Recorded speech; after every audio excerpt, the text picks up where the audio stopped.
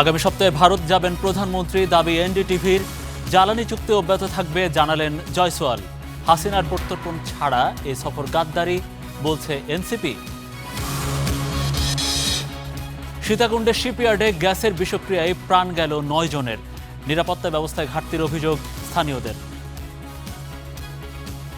ট্যাঙ্কের থেকে আর এক ট্যাঙ্কি মনে করেন কাটবো আর কি। ফুল থেকে ঢাকনা খোলার সাথে গ্যাস বাইরে সবাই চলে গেছে। 2 বছর পর নতুন নেতৃত্ব পাচ্ছে ছাত্রদল। ঠাঁই পাবেন আন্দোলন সংগ্রামের সামনের সারির নেতারা। সংগঠন আরও চাঙ্গা হবে আশা সংশ্লিষ্টদের। সিএনজি না পেয়ে চট্টগ্রাম, সিলেটে বিক্ষোভ। গ্যাস বিদ্যুৎ সংকটে বাড়ছে লোডশেডিং। কৃষিসহ বিভিন্ন খাতে বিরূপ প্রভাব। শুধু ঘরের দরজা লেগে কান্না করি, আল্লাহ আমার কপালে কি করলে। উপসর্গ দেখা না দেয়ায় নীরবে লিভারের রোগে বহু মানুষ। বছরে মৃত্যু 21,000। দ্রুত শনাক্ত ও টিকায় জোর বিশেষজ্ঞদের। অ্যালেক্স সিমন হত্যায় অস্ত্রসহ 5 আসামি গ্রেপ্তার। রাজধানীর মোহাম্মদপুরে কিশোর গ্যাংয়ের মূল উৎপাটনের দাবি র্যাবের।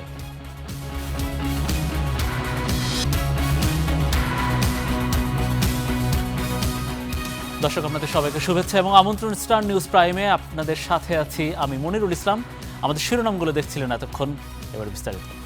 প্রধানমন্ত্রী তারেক রহমান আগামী সপ্তাহে ভারত সফর করতে পারেন এমন দাবি করেছে দেশটির গণমাধ্যম এনডিটিভি। তারা বলছে এই সফরে নরেন্দ্র মোদীর সঙ্গে বৈঠক করবেন তিনি। পলাতক শেখ হাসিনাকে নিয়ে 2 দেশের টানাপোড়েন উত্তরণে এই সফর অত্যন্ত গুরুত্বপূর্ণ।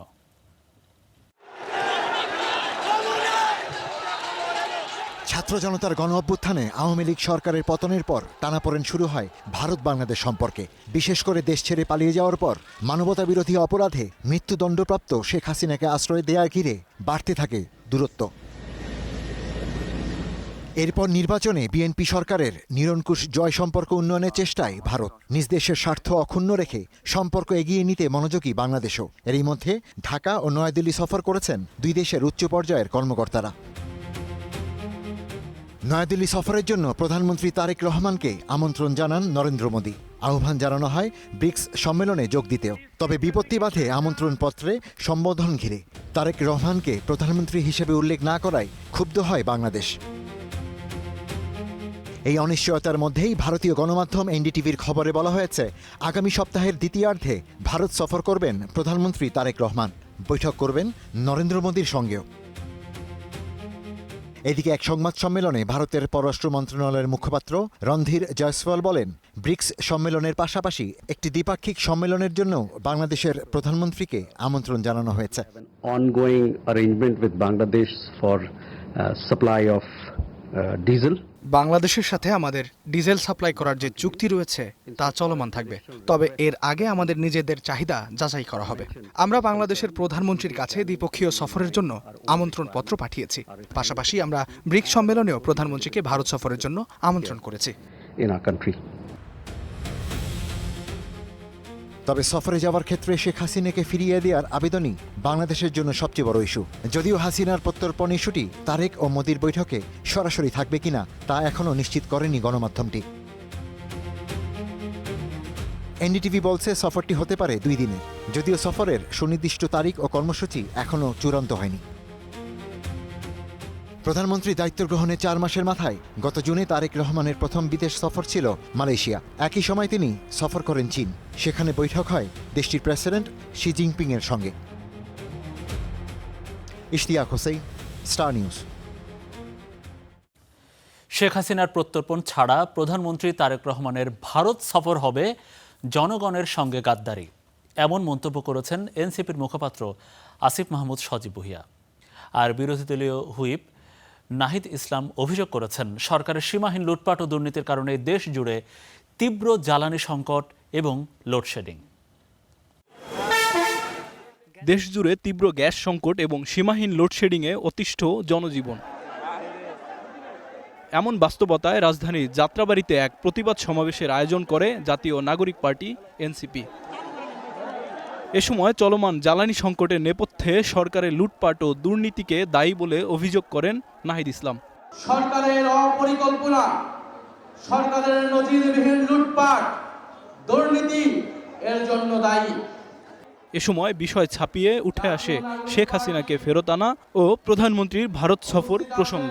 তারা যদি এখন ভারতের সাথে আপোষ করে, তারা যদি ভারতে সফর করে, তার মানে দেশের জনগণ ভেবে নেবে যেই জাতীয়তাবাদের রাজনীতি জিয়াউর রহমান করেছে, যেই জাতীয়তাবাদের রাজনীতি বেগম জিয়া করেছে, সেই জাতীয়তাবাদের ধারক বাহক জনাব তারেক রহমান নয়। শেখ হাসিনাকে দেশে ফেরত আনার আগেই তারেক রহমানের ভারত সফর করলে তা জনগণের সাথে গাদ্দারি বলেও মন্তব্য করেন এনসিপির মুখপাত্র আসিফ মাহমুদ। ইদানিং শুনছি যে বাংলাদেশের প্রধানমন্ত্রী ভারত যাবেন। আমরা স্পষ্টভাবে বলতে চাই, জাতীয় নাগরিক পার্টি মনে করে জুলাই গণঅভ্যুত্থানে গণহত্যার জন্য দায়ী যারা এখনো ভারতের আশ্রয়ে আছে, তাদেরকে বাংলাদেশের মাটিতে ফেরত না দেওয়া পর্যন্ত প্রধানমন্ত্রী যদি ভারতের মাটিতে পা রাখেন, এইটাই দেশের জনগণের সাথে গাদ্দারি হবে। তাদেরকে আগে বাংলাদেশে ফিরিয়ে আনেন, তাদের ফাঁসির রায় কার্যকর করেন, বিচার নিশ্চিত করেন, তারপরে ভারতের সাথে সুসম্পর্ক হতে পারে। জনপ্রত্যাশা পূরণে দায়িত্বশীল না হলে সরকারকে জনরোষের শিকার হতে হবে বলেও মন্তব্য করেন এনসিপির নেতারা। আইমন সাজিদ, ইস্টার্ন নিউজ, ঢাকা। জামাত ইসলামের সেক্রেটারি জেনারেল মিয়া গোলাম পরোয়ার অভিযোগ করেছেন, বর্তমান সরকার দলীয়করণ ও লুটপাটে ব্যস্ত। ফ্যামিলি ও কৃষক কার্ডের ভাগাভাগি নিয়ে সারা দেশে দলের কর্মীরা নিজেরাই কোন্দলে জড়িয়ে পড়ছে বলে অভিযোগ করেছেন তিনি। আমরা জীবনের বিনিময় হলো আমরা সেই গণভোটের রায় কার্যকর করব। পার্লামেন্ট ইলেকশন আমরা কত ভোট পেয়েছি? তাহলে বাকি ভোট তো বিএনপির আছে এর মধ্যে, ঠিক না? তো আপনারাই হাতে ভোট দিয়ে হা মানতে চান না কেন? সাবেক প্রধানমন্ত্রী প্রয়াত বেগম খালেদা জিয়ার জন্মদিন উপলক্ষে আগামীকাল ঢাকাসহ সারা দেশে দলীয় কার্যালয়ে দোয়া মাহফিল অনুষ্ঠিত হবে বলে জানিয়েছেন বিএনপির সিনিয়র যুগ্ম মহাসচিব রুহুল কবির রিজভী। দুপুরে রাজধানী নয়াপল্টনের বিএনপি কেন্দ্রীয় কার্যালয়ে সংবাদ সম্মেলনে তিনি এ কথা বলেন। প্রধানমন্ত্রীর রাজনৈতিক উপদেষ্টা আরও বলেছেন, 6 মাসে সরকারের যে লক্ষ্য ছিল সেটি অধিকাংশ পূরণ হয়ে গেছে, দ্রুতই সেটি লিখিত আকারে প্রকাশ করা হবে।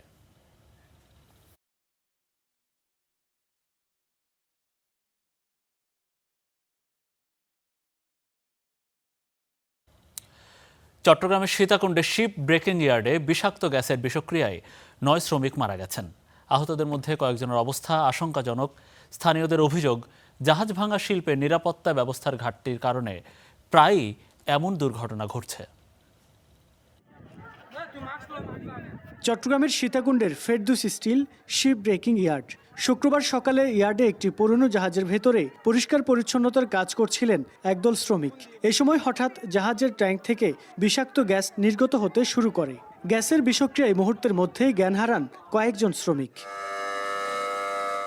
খবর পেয়ে ঘটনাস্থলে পৌঁছায় ফায়ার সার্ভিসের একটি উদ্ধারকারী দল। পরে উদ্ধার অভিযান চালিয়ে আহত শ্রমিকদের জাহাজ থেকে বের করে চিকিৎসার জন্য পাঠানো হয় চট্টগ্রাম মেডিকেল কলেজ হাসপাতালে।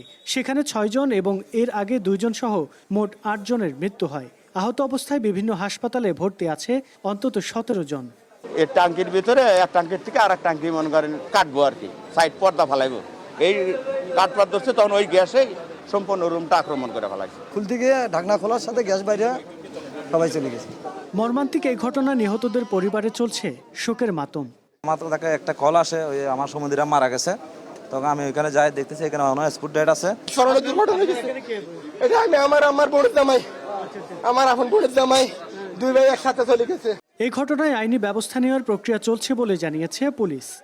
কোনো লিঙ্কেজ থাকে বিষয় নিরাপত্তা তারা সঠিকভাবে নিরাপত্তা না দিয়ে থাকে বা কোনো নিরাপত্তার ব্যবস্থা না করে থাকে, এটা আইনগত ব্যবস্থা পরে নেওয়া যাবে, তদন্ত করে বোঝানো যাবে এটা আসলে। এখানে আপনার ক্লোরিন গ্যাস অথবা কার্বন মনোক্সাইড গ্যাস, যেটা আপনার অত্যন্ত মারাত্মক বিষাক্ত গ্যাস, ওরা যখন এটা কাজ করছিল তখন এই গ্যাস আক্রান্ত হয়ে এই দুর্ঘটনা ঘটছে। এই ঘটনায় তদন্ত কমিটি গঠনের নির্দেশ এবং দোষ প্রমাণ হলে কঠোর ব্যবস্থা নেওয়ার কথা জানিয়েছেন অর্থমন্ত্রী। এছাড়া নিহত প্রত্যেকের পরিবারকে 10 লাখ টাকা করে দেয়া হবে বলেও জানান তিনি।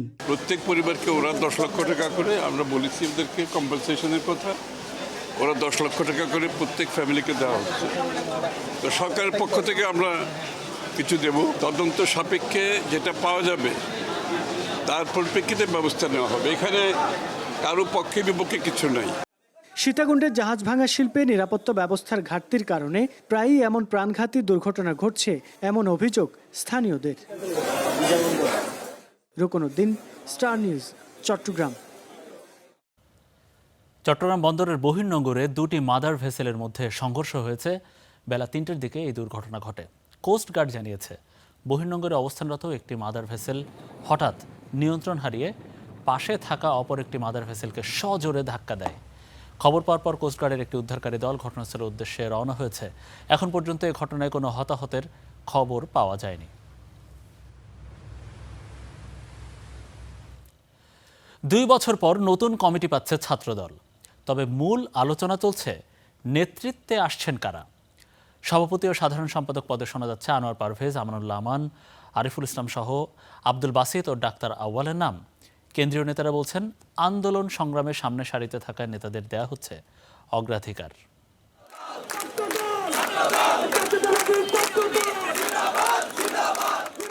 ডাকসু সহ 4 পাবলিক বিশ্ববিদ্যালয়ে ছাত্র সংসদ নির্বাচনে ভরাডুবি হয় ছাত্রদলের। সেই পরাজয় ভুলে এবার নতুন উদ্যমে ঘুরে দাঁড়াতে চায় তারা। আর সে লক্ষ্যেই 2 বছর পর পাচ্ছে নতুন committee.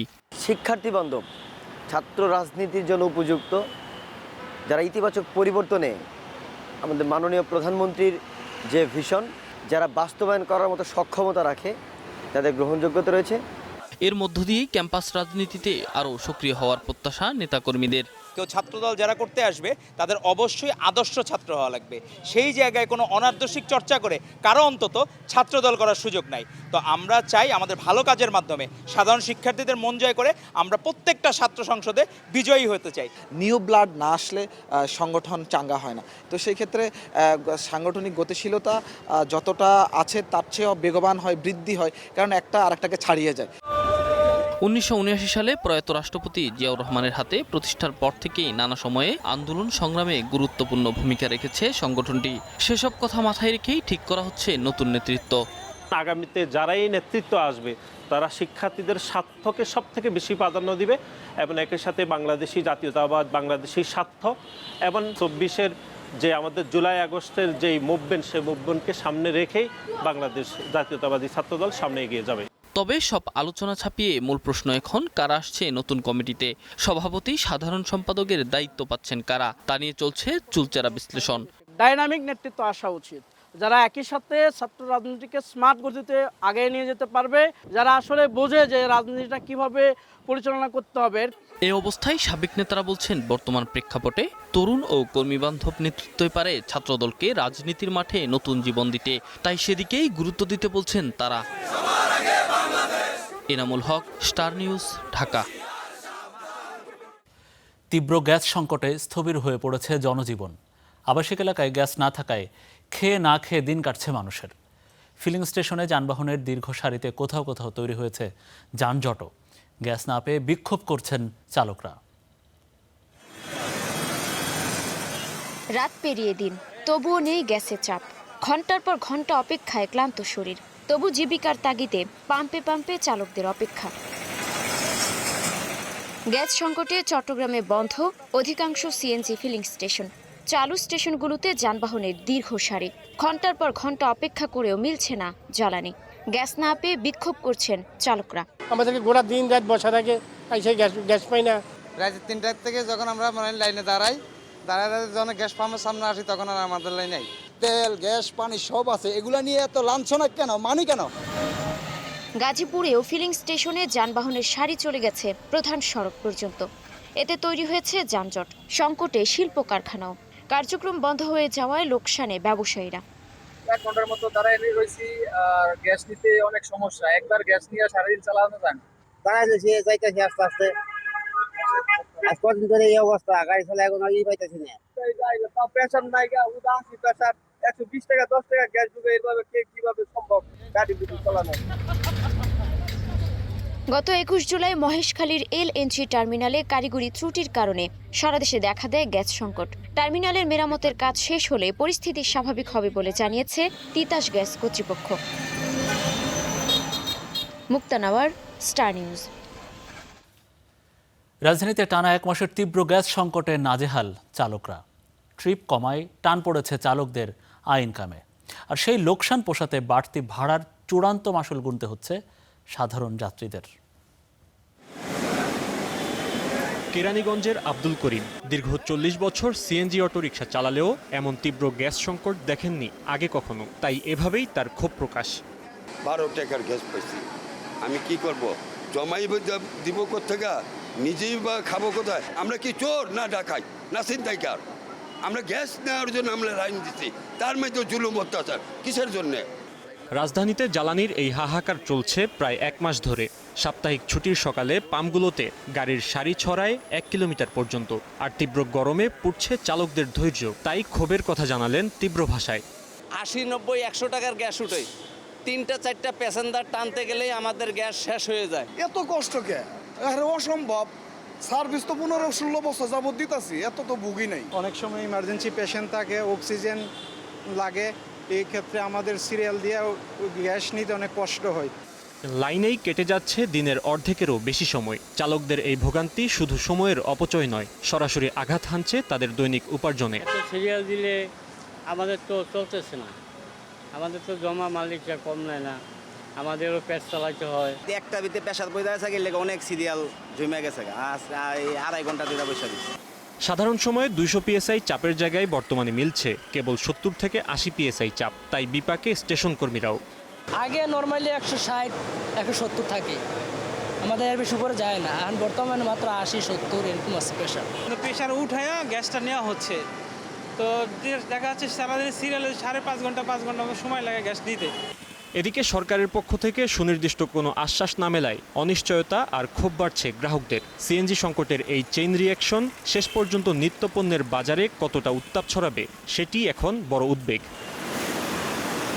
Fahim Yusuf, star news, Dhaka. 11 megawatt বিদ্যুৎ চাহিদার বিপরীতে মিলছে মাত্র 4 মেগাওয়াট।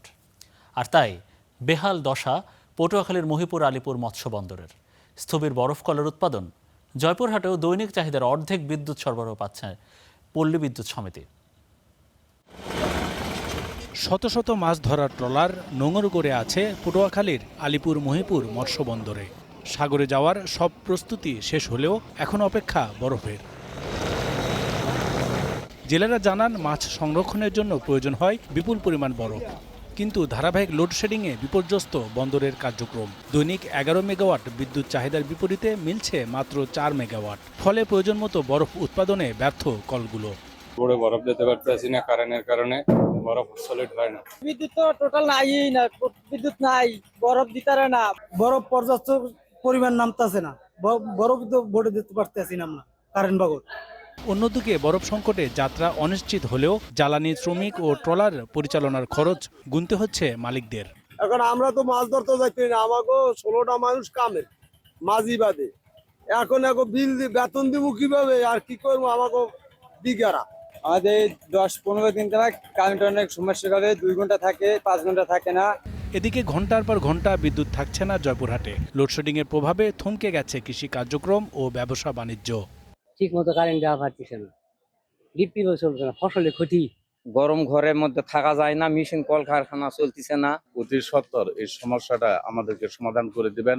বিদ্যুৎ সাশ্রয়ে রাত 8টার পর দোকানপাট ও শপিং মল বন্ধে সরকারের দেয়া সিদ্ধান্তে ইতিবাচক পরিবর্তনের আশা পল্লী বিদ্যুৎ সমিতির। বিদ্যুৎ অনেকটাই সাশ্রয় হবে, বিশেষ করে রাত 8টার পর। যেটুকু আমরা গ্রাম অঞ্চলে দিলে হয়তো লোডশেডিং এর পরিমাণটা আর একটু কমবে, গ্রাহক স্বস্তি হবে। সরকার এ বিষয়ে আন্তরিক আছে, অতি দ্রুত এই পরিস্থিতির মোকাবেলা হবে বলে আমরা মনে করি। জয়পুরহাট পল্লী বিদ্যুৎ সমিতির গ্রাহক প্রায় 2,83,000। প্রতিদিন চাহিদা 60 থেকে 70 মেগাওয়াট। বিপরীতে বিদ্যুৎ পাওয়া যাচ্ছে মাত্র 30 থেকে 32 megawatt. Rizvi Habib, star news. যানজটের নগরী ঢাকায় স্বস্তির বার্তা। এবার শাহবাগ মোড়ে পরীক্ষামূলকভাবে চালু হয়েছে আধুনিক স্বয়ংক্রিয় ট্রাফিক সিগন্যাল ব্যবস্থা। প্রথম পর্যায়ে এই ব্যবস্থার আওতায় আনা হচ্ছে নগরীর 20টি গুরুত্বপূর্ণ মোড়। বিস্তারিত জানাচ্ছেন সুমন মাহমুদ। প্রতিদিনের যানজটে নাকাল রাজধানীবাসী। ঘন্টার পর ঘন্টা সড়কে আটকে নষ্ট হচ্ছে কর্মঘণ্টা, বাড়ছে ভোগান্তি।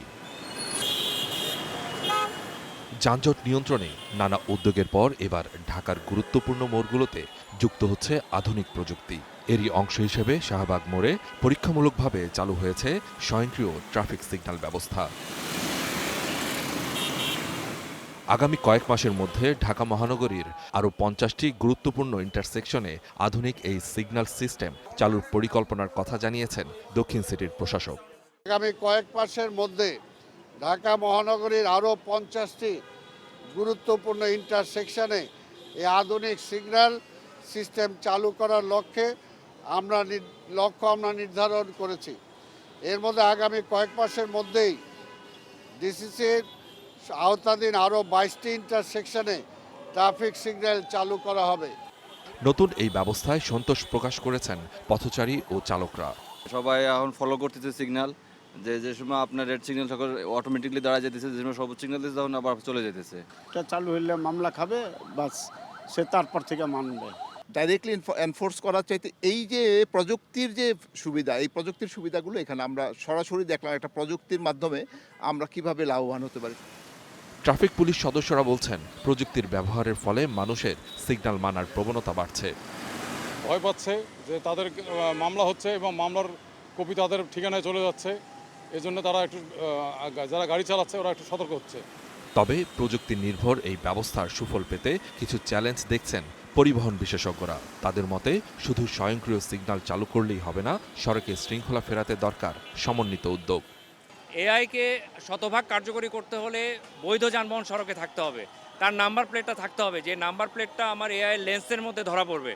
কিন্তু যেহেতু অটোরিকশাগুলোর নাম্বার প্লেটের সমস্যা আছে, নাম্বার প্লেটই আসলে নাই এখন পর্যন্ত, সে জায়গায় আসলে আমরা এখন যেভাবে কাজটা করছি, পুলিশ এখানে এনগেজড আছে, যে মূলত আমরা এআই সাপোর্টেড একটা সফটওয়্যার বানানো হয়েছে, সেখানে 5 থেকে 6 ধরনের সড়কে কেউ যদি আইন ভঙ্গ করে তখন একটা ভিডিও ট্রিগার করে, 20 থেকে 25 সেকেন্ডের একটা ভিডিও চলে আসে, সেটা অ্যানালিসিস করে তারপরে মামলাটা দেওয়া হচ্ছে। প্রযুক্তির এই ব্যবহার রাজধানীর যানজট ও সড়ক ব্যবস্থাপনায় কতটা কার্যকর হয় সেটি এখন দেখার বিষয়। Suman Mahmud, star news, Dhaka. বাংলাদেশে হেপাটাইটিস বি ও সি ভাইরাসে আক্রান্ত প্রায় 1 কোটি মানুষ, আর এতে প্রতি বছর প্রাণ হারাচ্ছেন 21,000 মানুষ। সবচেয়ে উদ্বেগের বিষয়, মায়ের শরীর থেকে সন্তানের শরীরে ছড়াতে পারে এই ভাইরাস। আমাদের সহকর্মী হাবিবুর রহমান অভির 3 পর্বের ধারাবাহিক লিভার ট্র্যাজেডির আজ দেখুন প্রথম পর্ব। ক্যামেরায় জাহিদ হোসেন।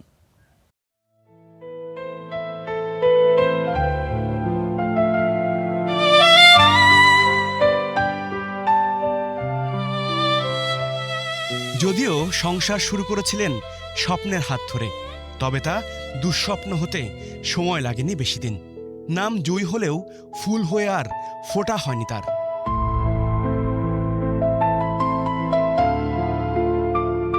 বিয়ের মাত্র কয়েকদিনের মাথায় তিনি টের পান স্বামী ভুগছেন মারাত্মক জটিল রোগে, লিভার ক্যান্সার।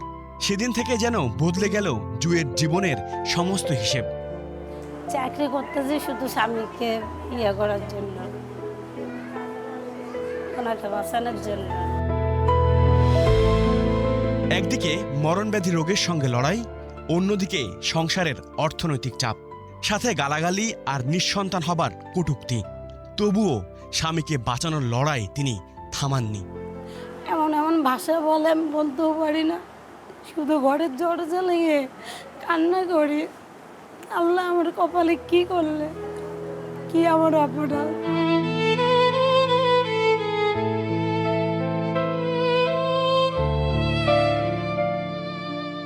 জুয়ের বাস্তবতা কেবল একটি পরিবারের গল্প নয়, অসংখ্য পরিবারের প্রতিচ্ছবি, যারা ক্যান্সারের সঙ্গে লড়ছেন প্রতিদিন। সেক্ষেত্রে ঝুঁকি এড়াতে সন্তান নেবার আগে বাধ্যতামূলক টেস্টের পরামর্শ বিশেষজ্ঞদের। কেননা বেশিরভাগ ক্ষেত্রে এই ভাইরাস মায়ের শরীর থেকে ছড়ায় সন্তানের শরীরে। মায়েদের যেন হেপাটাইটিস বি ভাইরাস স্ক্রিনিং করা হয় প্রেগনেন্সির সময়, তাহলে দুটো কাজ হবে।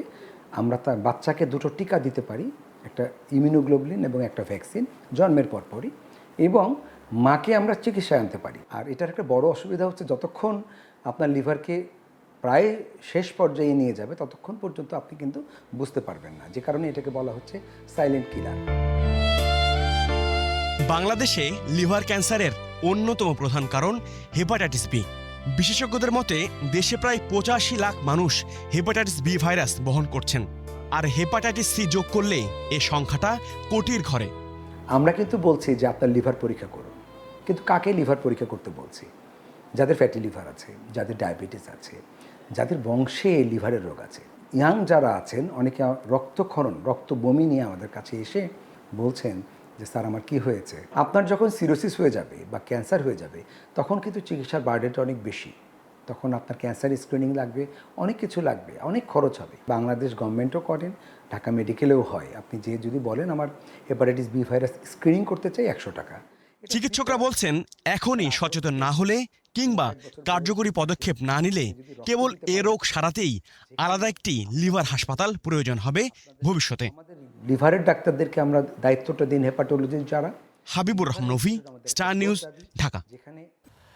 রাজধানীর মোহাম্মদপুরে সক্রিয় কোনো কিশোর গ্যাং এখন আর নেই এমন দাবি করেছে র্যাব। র্যাব 2-এর অধিনায়ক নইমুল হাসান কারণবাজারের এক ব্রিফিংয়ে এই কথা জানিয়েছেন। র্যাব বলছে কিশোর গ্যাং লিডার অ্যালেক্স ইমন হত্যা মামলায় অস্ত্রসহ গ্রেফতার করা হয়েছে 5 জনকে। স্বর্গরাজ্য রাজধানীর মোহাম্মদপুর। আবারও কিশোর গ্যাং দিয়ে মেতেছেন দখল বাণিজ্যে। দিনে দুপুরে হামলা ও ছিনতাই সহ কিশোর গ্যাংয়ে দৌরাত্মে গণমাধ্যমের নিয়মিত শিরোনাম হয় রাজধানীর মোহাম্মদপুর। সেই ধারাবাহিকতায় দৃশ্যটি চলতি বছরের 12 এপ্রিলের মোহাম্মদপুরের রায়ের বাজারের বেরিবাদ এলাকায় প্রতিপক্ষের উপর্যুপুরি ছুরিকাঘাতে আহত হন কিশোর গ্যাং লিডার অ্যালেক্স ইমন। পরে চিকিৎসাধীন অবস্থায় তার মৃত্যু হয়। বৃহস্পতিবার মধ্যরাতে অ্যালেক্স ইমন হত্যা মামলার অন্যতম আসামি জহিরুল ইসলাম রিপল ওরফে বিপুল ও পিঞ্জিরা রাব্বি সহ 5 জন সক্রিয় সন্ত্রাসীকে গ্রেপ্তার করেছে র্যাব। শুক্রবার বিকেলে কারওয়ান বাজারের র্যাব মিডিয়া সেন্টারে এ বিষয়ে আয়োজিত ব্রিফিংয়ে র্যাব 2 অধিনায়ক জানান গ্রেপ্তার হওয়া আসামিদের প্রসঙ্গে। মোহাম্মদপুর এলাকার আলোচিত অ্যালেক্স ইমন হত্যা মামলার 7 নম্বর আসামি জহিরুল ইসলাম ওরফে রিপেল ওরফে বিপুলকে একটি বিদেশি পিস্তল সহ গ্রেপ্তার করে। উল্লেখ্য যে উক্ত মামলা রুজু হওয়ার 48 ঘন্টার মধ্যে র্যাব 2 এজাহার নামীয় আসামি 4 জনকে গ্রেপ্তার করে। অদ্যাবধি র্যাব 2 অ্যালেক্স ইমন হত্যা মামলার 5 জন এজাহার নামীয় এবং 5 জন সন্দিগ্ধ আসামিকে গ্রেপ্তার করে। অভিযানে গ্রেপ্তারকৃতদের কাছে 2টি বিদেশি পিস্তল, একটি একনলা বন্দুক এবং 7টি ধারালো দেশীয় অস্ত্র উদ্ধার করেছে র্যাব। একটি বিদেশি পিস্তল, এটিএম কার্ডের মধ্যে একটা পিস্তল এবং এখানে একটা লাইভ অ্যামুনিশন ছিল আর কি ভিতরে, 1 রাউন্ড তাজা গুলি এবং সোহেল রানা চায়না সোহেলকে 2টি তরবারি ও 3টি সামুরাই সহ খোলামরা টাউন এলাকাতে অস্ত্রধারী সন্ত্রাসী রাব্বি পিঞ্জিরা রাব্বিকে একটি একনালা বন্দুক, 5 রাউন্ড তাজা গুলি এবং একটি সামুরাই সহ গ্রেপ্তার করে। এদিন মোহাম্মদপুরে সক্রিয় কোনো কিশোর গ্যাং নেই বলেও দাবি করেছেন র্যাব 2-এর অধিনায়ক। যে মোহাম্মদপুর আসলে সিটি অফ গডস, সেটা অনেক কথা বলা হয়, এগুলো আসলে একটা hype. Zisan Ahmed, star news, Dhaka. ইতালিতে নিহত একই পরিবারের 3 সদস্যের দাফন শেষ হয়েছে। নোয়াখালীর কোম্পানিগঞ্জে মরদেহ পৌঁছানোর পর গ্রাম জুড়ে নেমে আসে শোকের ছায়া। স্বপ্নের ইতালি থেকে মরদেহ নিয়ে ফিরেন বেঁচে যাওয়া সন্তান আমির হোসেন আমির। 1.5 মাস আগে খুন হয়েছিলেন তারা। মা, বাবা আর বোনকে নিয়ে বাড়ি ফিরেছেন অয়ন। ভাগ্যক্রমে বেঁচে যাওয়া সন্তান অয়নও গুরুতর আহত। পরিবারের 3 সদস্যের কফিনবন্দি মরদেহ ফেরায় এলাকায় নেমেছে শোকের ছায়া। কিছু বলে নাই, জাস্ট একবার ইশারা দিছে এরকমে। আমি যখন ঘরে ঢুকে আর আমি আমার আব্বু, আম্মু এবং ছোট বোনের কোনো বডি দেখি না, মানে রক্তাক্ত অবস্থায়, কারণ সব গেট বন্ধ ছিল। আম্মুদের রুমে সবকিছু ক্লিন ছিল এবং ঘর পুরোপুরি ক্লিন ছিল। উন্নত জীবনের স্বপ্নে পরিবারের সদস্যরা পাড়ি জমিয়েছিলেন ইতালিতে। সেখান থেকে নোয়াখালীর হৃদয়পুর গ্রামে ফিরলেন ঠিকই, তবে কফিনবন্দি হয়ে। ইতালির রোমে হত্যাকাণ্ডের শিকার হন বাবুল, তার স্ত্রী ও কন্যা। একই পরিবারের 3 জনের নির্মম হত্যাকাণ্ডে স্তব্ধ হয়ে যায় পুরো গ্রাম। স্বজন আর এলাকাবাসীর আহাজারিতে ভারী হয়ে ওঠে পরিবেশ। আমার সাথে খুব ভালো আচরণ, সবার সাথে সব ভালো আচরণ করতো। তার কোনো বিদায় কে কোনো পরিবার লোক ওনার মতন লোক, আমি ওনার জন্য ওনার রুহের মাগফিরাত কামনা করি। ওনাকে আল্লাহ জান্নাত নসিব করুক। মরদেহ আসার খবরে আগে থেকেই নেওয়া হয় দাফনের প্রস্তুতি। পাশাপাশি খোঁড়া হয় 3টি কবর। গত বছর দেশে এসে বৃদ্ধ বাবা মায়ের জন্য নির্ধারণ করেন কবরের স্থান। ভাগ্যের নির্মমতায় সেখানেই হয় শেষ ঠিকানা। ঘটনার 1.5 মাস পার হলেও এখনও মূল অভিযুক্ত আইনের আওতায় না আসায় ক্ষুব্ধ এলাকাবাসী চান অপরাধীর সর্বোচ্চ শাস্তি। বাংলাদেশ দূতাবাসের কাছে আমরা অবিলম্বে জানাবো যে আকুল আবেদন জানাচ্ছি যে অবিলম্বে খুনিকে গ্রেপ্তার করে বাংলাদেশে হস্তান্তরের জন্য এবং ওর সর্বোচ্চ সাজা মৃত্যুদণ্ড কায়েম করার জন্য। সাদাতকে গ্রেপ্তার করা এবং তার সাথে আরো কে কে জড়িত আছে ওদের সবাইকে গ্রেপ্তার মাধ্যমে ফাঁসির কাষ্ঠে ঝুলিয়ে দেওয়া। এর আগে ইতালি থেকে বাবুল ও তার স্ত্রী সন্তানের মরদেহ সকালে শাহজালাল বিমানবন্দরে পৌঁছায়। সেখান থেকে মরদেহ নিয়ে নোয়াখালীর কোম্পানিগঞ্জের গ্রামের বাড়ির উদ্দেশ্যে রওনা হন স্বজনরা। Desk report, star news. শিক্ষক কর্মচারীরা অবসর সুবিধা ও কল্যাণ ট্রাস্টের অর্থ না পাওয়া নিয়ে স্টার নিউজের সংবাদ প্রচারের পর ইতিবাচক সিদ্ধান্ত নিয়েছে সরকার। কাল থেকে দেয়া হবে অবসর ভাতা ও কল্যাণ ট্রাস্টের অর্থ। উদ্বোধন করবেন প্রধানমন্ত্রী তারেক রহমান। বছরের পর বছর অবসর ভাতা পাচ্ছেন না শিক্ষকরা, এই শিরোনামে গেল 14 মে সংবাদ প্রচার করে স্টার নিউজ। এতে কমিটি ও বোর্ড গঠন করে শিক্ষা মন্ত্রণালয়। তারা বলছে, প্রথম ধাপে আবেদনকারী অবসরপ্রাপ্ত বেশিরভাগ শিক্ষক কর্মচারীকে তাদের পাওনা সুবিধার একটি অংশ দেওয়া হবে। পরে আবেদনের ক্রমানুসারে পাবেন বাকি টাকা।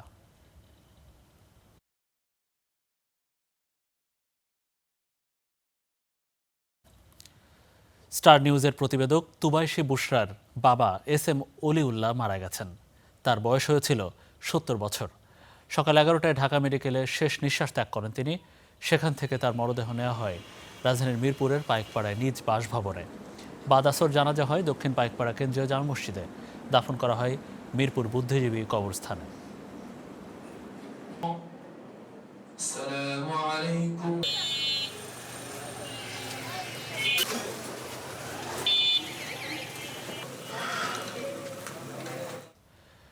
সারা দেশের শীর্ষস্থানীয় পরিবেশকদের সম্মাননা জানাতে জমকালো আয়োজনে অনুষ্ঠিত হলো আকিজ বশির কেবলসের সেলস এক্সিলেন্স অ্যাওয়ার্ড 2026। রাজধানীর শেরাটন ঢাকায় আয়োজিত অনুষ্ঠানে অসাধারণ বিক্রয় সাফল্য, দীর্ঘদিন আস্থা ও ব্যবসায়িক অংশীদারিত্বের স্বীকৃতি হিসেবে পরিবেশকদের হাতে তুলে দেওয়া হয় সম্মাননা। অনুষ্ঠানে উপস্থিত ছিলেন আকিজ বশির গ্রুপের ব্যবস্থাপনা পরিচালক শেখ বশির উদ্দিন, পরিচালক অপারেশনস মোহাম্মদ ওমর ফারুক সহ প্রতিষ্ঠানের ঊর্ধ্বতন কর্মকর্তারা। বক্তারা বলেন, দেশজুড়ে ব্যবসার সম্প্রসারণ ও গ্রাহকদের কাছে পণ্য পৌঁছে দিতে পরিবেশকদের অবদান গুরুত্বপূর্ণ। একই সঙ্গে শক্তিশালী অংশীদারিত্ব, পণ্যের মান ও গ্রাহকের আস্থাকে সামনে রেখে ভবিষ্যতে আরও বড় পরিসরে কার্যক্রম পরিচালনার প্রত্যয় জানায় প্রতিষ্ঠানটি। দলীয় এবং মন্ত্রীর পদ থেকে মির্জা ফখরুল ইসলাম আলমগীর এখনও পদত্যাগ করেননি বলে জানিয়েছেন সমাজকল্যাণ মন্ত্রী AJM জাহিদ হোসেন। বলেছেন, সংবিধান এবং নির্বাচন কমিশনের বিধান অনুযায়ী রাষ্ট্রপতি পদে নির্বাচিত হয়ে শপথ নেওয়ার আগ পর্যন্ত তার দায়িত্ব পালনে কোনো বাধা নেই। সকালে রাজধানীর গুলিস্তানে এক অনুষ্ঠানে সাংবাদিকদের প্রশ্নের জবাবে তিনি এসব কথা বলেন, সংসদীয় গণতন্ত্রে পরিবর্তন একটি স্বাভাবিক প্রক্রিয়া। প্রধানমন্ত্রী প্রয়োজন মনে করলে মন্ত্রিসভার রদবদল করতেই পারেন। শপথ নেওয়ার আগ পর্যন্ত কোনো পদত্যাগ করতে হয় না। কাজেই আমাদের দলের মহাসচিব জনাব মির্জা ফখরুল ইসলাম আলমগীর এখনও মহাসচিব, উনি এখনও মন্ত্রী, এখনও স্থায়ী কমিটির মেম্বার এবং উনি আমাদের মহাসচিবের দায়িত্ব পালন করছেন। ঢাকার প্রতি কাঙ্ক্ষিত মমত্ববোধ ও দায়িত্বশীল নাগরিক চেতনা গড়ে ওঠেনি ফলে নগরীর বর্জ্য ব্যবস্থাপনা, মশক নিয়ন্ত্রণ, ট্রাফিক শৃঙ্খলা, পরিবেশ সংরক্ষণ সহ নানা ক্ষেত্রে এর প্রভাব পড়েছে বলে মনে করেন ঢাকা দক্ষিণের সিটির প্রশাসক মোহাম্মদ আব্দুস সালাম। শুক্রবার সকালে রাজধানীর ঢাকার 416 বছর পূর্তি এবং ঢাকা দিবস উপলক্ষে DSCCর উদ্যোগে মাসব্যাপী ঢাকা হেরিটেজ সাইকেল র্যালি অনুষ্ঠানে তিনি একথা বলেন। এ সময় সভাপতির বক্তব্যে DSCC প্রশাসক বলেন, ঢাকার ইতিহাস, ঐতিহ্য, সংস্কৃতিকে নাগরিকদের সামনে নতুনভাবে তুলে ধরার মাধ্যমে এই নগরের প্রতি ভালোবাসা, মমত্ববোধ এর চেতনা জাগাতে হবে।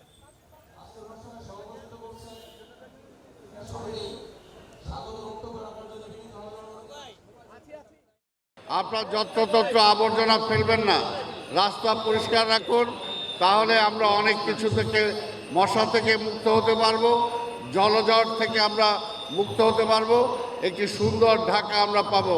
আজকে সাইকেল রেসের মূল মটোই হলো, যে এলাকা দিয়ে যাবে সে এলাকায় এটাই স্লোগান থাকবে যে গ্রিন সিটি, ক্লিন সিটি আমরা চাই। দর্শকেরা, এই ছিল আমাদের স্টার নিউজ প্রাইমে। এতক্ষণ আমাদের সাথে থাকার জন্য আপনাদের সবাইকে অনেক অনেক ধন্যবাদ।